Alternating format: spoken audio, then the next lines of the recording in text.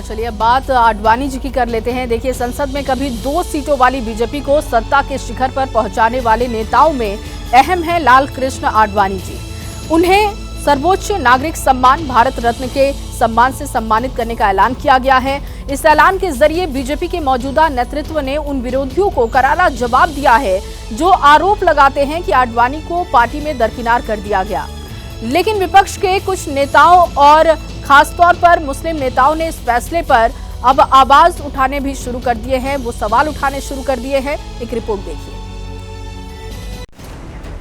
BJP को शून्य से शिखर तक पहुंचाने में अहम भूमिका निभाने वाले लाल कृष्ण आडवाणी अब भारत रत्न हो गए हैं। चाहे तो विपक्ष में रहे या फिर सरकार का हिस्सा बने, उनका हर किसी ने लोहा माना।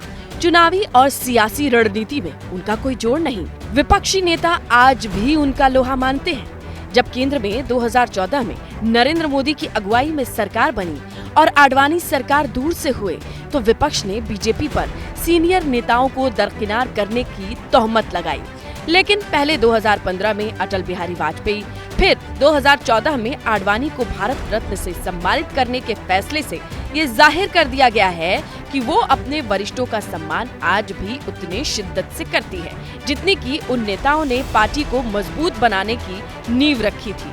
पीएम मोदी ने इसे न सिर्फ लाल कृष्ण आडवाणी बल्कि पार्टी के हर एक कार्यकर्ता के लिए बड़ा सम्मान बताया है।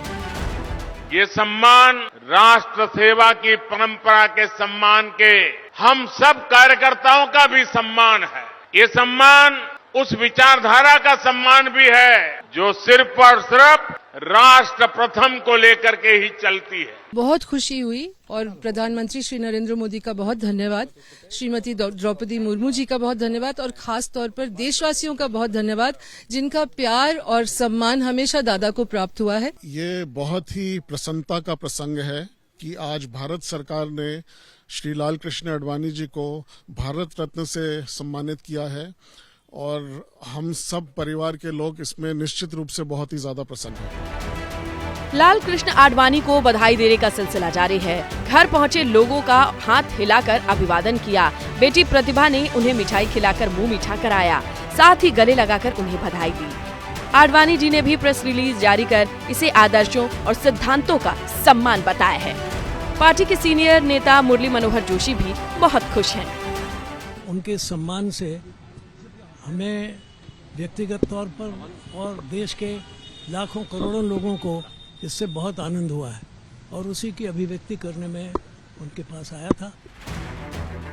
आडवाणी को भारत रत्न से सम्मानित करने के फैसले को बीजेपी ने ऐतिहासिक बताया है। आडवाणी जी ऐसे नेता रहे जिन्होंने पार्टी को सींच करके विपरीत परिस्थिति में पार्टी को खड़ा करने का काम किया। पार्टी के सभी कार्यकर्ता और पार्टी के बाहर भी बहुत बड़े संख्या में लोग उनके जीवन से प्रेरित होते हैं। प्रतिबद्धता और राष्ट्र की अखंडता के प्रति अटूट निष्ठा तथा राजनीतिक जीवन में शुचिता व नैतिकता के उच्च मानक स्थापित करने वाले उनके अद्वितीय प्रयासों का यह भारत रत्न सम्मान उनकी उल्लेखनीय सेवाओं को सम्मान प्रदान करने वाला है।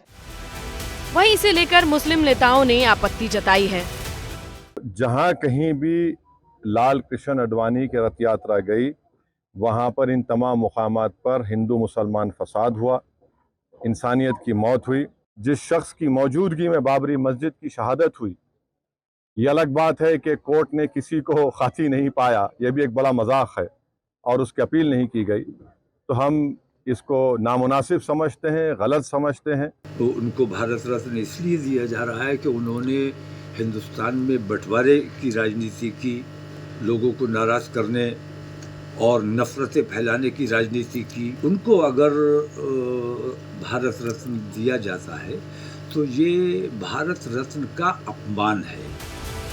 लाल कृष्ण आडवाणी को भारत रत्न सम्मान देने को समाजवादी पार्टी ने चुनाव से जोड़ दिया है। वोट बांधने के लिए तो नहीं किया गया है, ये सम्मान भारतीय जनता पार्टी अपना वोट बांधने के लिए कर रही है। राम रथ को लेकर आडवाणी की धुर विरोधी रही कांग्रेस के कई नेताओं ने हालांकि इस फैसले का स्वागत किया। उनकी राजनीतिक विचारधारा ये हम इनसे सहमत हो नहीं सकते, मगर व्यक्तिगत जीवन में एक साफ सुथरी जीवन उन्होंने राजनीति की। उन्हें ये जो सम्मान लिया, मुझे लगता है कि ये सम्मान उचित है। कुछ दिन पहले ही जन नेता कर्पूरी ठाकुर को भारत रत्न से सम्मानित करने का फैसला लिया गया, जिससे बिहार में सियासी सरगर्मी बढ़ गई। अब आरजेडी नई नसीहत देने में जुट गई है। लंबा प्रशासनिक अनुभव रहा है, बहुत सारे पदों पर है, इससे इनकार नहीं किया सकता। लेकिन एक और पहलू है, इस देश के 40 बरस तकरीबन उस विवाद में गए हैं। हमने अपनी ऊर्जा उस विवाद में खोई। इसके जनक थे आडवाणी जी, मंदिर मस्जिद विवाद। डॉक्टर राम मनोहर लोहिया, उनसे बड़ा समाज में संदेश देने वाला तो हुआ नहीं समतामूलक समाज के लिए। उन पर क्यों नहीं नजर जा रही प्रधानमंत्री जी के? बस यही कहना। राम रथ से भारत रत्न तक लाल कृष्ण आडवाणी ने राजनीति में सांस्कृतिक राष्ट्रवाद को नई धार दी। 15 साल की उम्र में 1942 में आरएसएस से जुड़े, पहले जनसंघ फिर बीजेपी बनाई। 1984 की वो बीजेपी जो 2 सीटों से 15 साल में सत्ता के शिखर तक पहुंची, उसमें योगदान इनका अहम माना गया है। दरअसल अटल बिहारी वाजपेयी पार्टी का सबसे बड़ा चेहरा थे, लेकिन पर्दे के पीछे इस संगठन को खड़ा करने का काम आडवाणी ने ही किया।